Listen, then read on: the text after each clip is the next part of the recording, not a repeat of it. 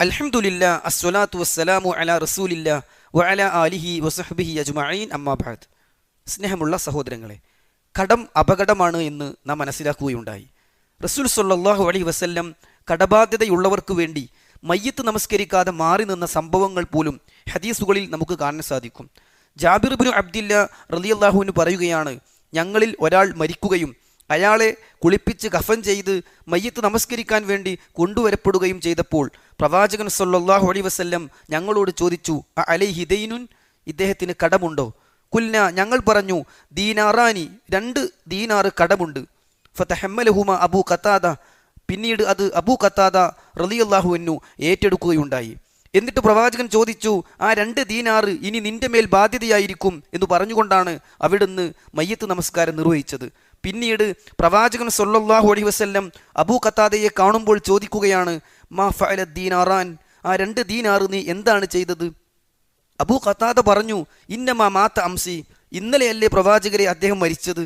പിന്നീട് തൊട്ടടുത്ത ദിവസം ആ കടം വീട്ടിക്കൊണ്ട് പ്രവാചകന്റെ അടുക്കൽ ചെന്ന് ഞാൻ ആ കടം വീട്ടി എന്ന് പറഞ്ഞപ്പോൾ റസൂൽ സല്ലല്ലാഹു അലൈഹി വസല്ലം പറയുകയാണ്, അൽ ആന ബർറത്ത അലൈഹി ജിൽദഹു, ഇപ്പോഴാണ് തൊലി നരകത്തിൽ നിന്ന് തണുത്തുപോയത് എന്നവിടുന്ന് പഠിപ്പിക്കുകയാണ്.